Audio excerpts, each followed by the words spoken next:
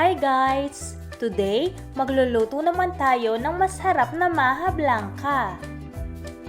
Nirequest sa akin ito ni Sir Gelo Angelo.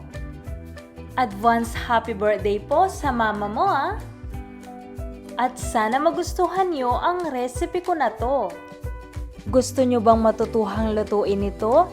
Panoorin nyo ang video na to hanggang sa dulo. Tara, magsimula na tayo.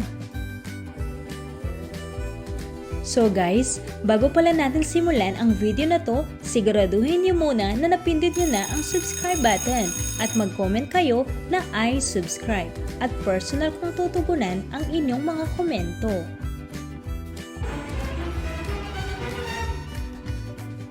At heto ang mga sangkap na gagamitin natin. Meron tayo ditong mais, gata, condensed milk, evaporated milk, butter, cornstarch, toasted grated coconut, at ng tubig. Ipapakita ko din guys sa inyo kung paano ko ginawa ang ating toasted grated coconut. So guys, sa isang lutuan, ilalagay lang natin dito ang ating grated coconut. At halu-haluin lang natin ito hanggang sa mag-golden brown na ang kulay.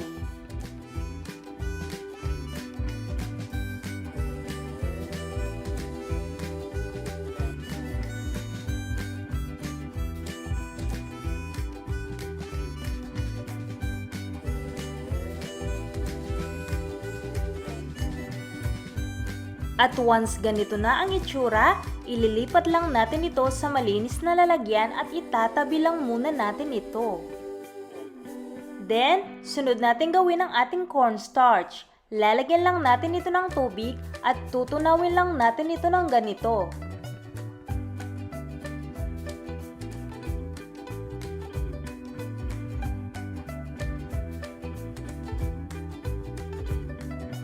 At pagkatapos, itatabi lang muna natin ito. Then, sa isang malalim na lutuan, pagsasama-samahin lang natin ang ating gata, evaporated milk, at saka yung ating mais.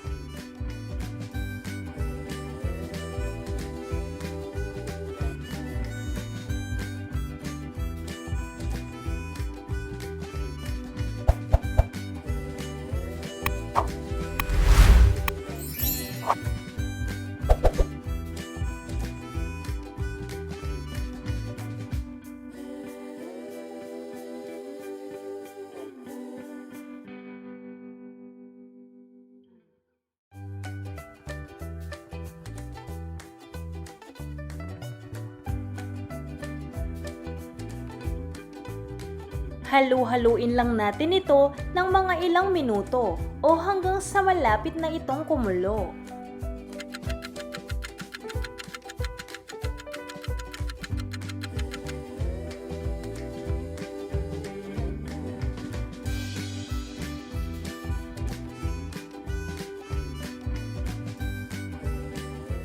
At pag ganito na ang itsura, isunod nating ilagay ang ating butter.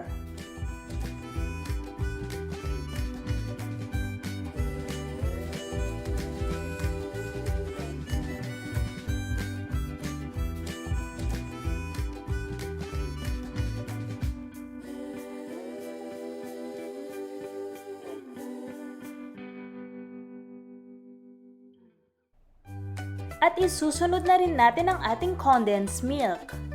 Kalahati lang muna ang ilalagay natin.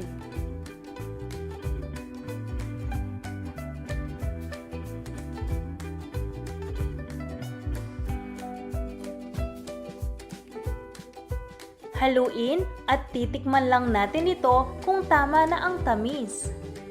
At kung kulang pa, pwede na nating ilagay lahat ang ating condensed milk na natira.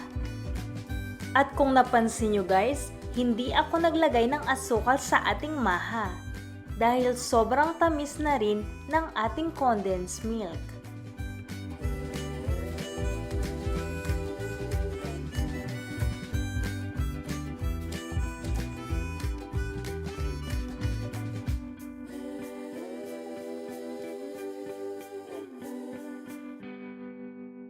Sa puntong ito, pwede na nating ilagay ang ating cornstarch na natunaw kanina.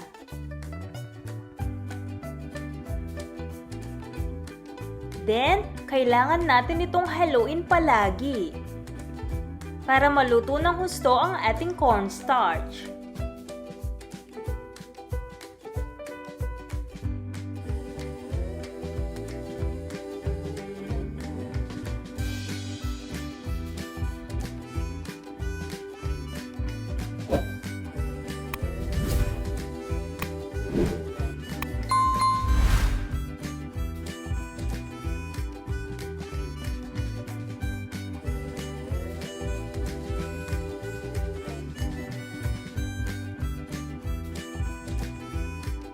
At pag ganito na ang itsura, pwede na natin itong ilipat sa isang lalagyan. At papalamigin muna natin ito bago natin ito iserve.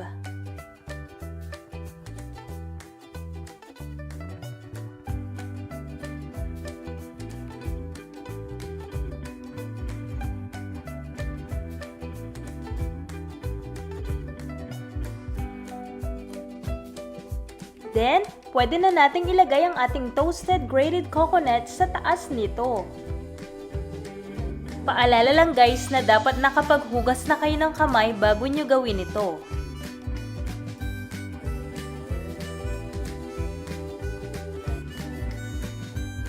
At once na malamig na, pwede na natin itong iserve.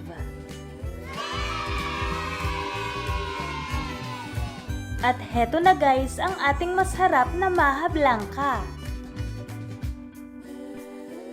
Bon appétit! Sana nagustuhan niyo ang recipe ko na to at itry nyo din. Alam ko na sobrang magugustuhan niyo ito. I hope you guys enjoy this video and please make sure to thumbs up, subscribe, and hit the notification bell for more updates. Thank you so much guys for watching. See you in my next video. Bye!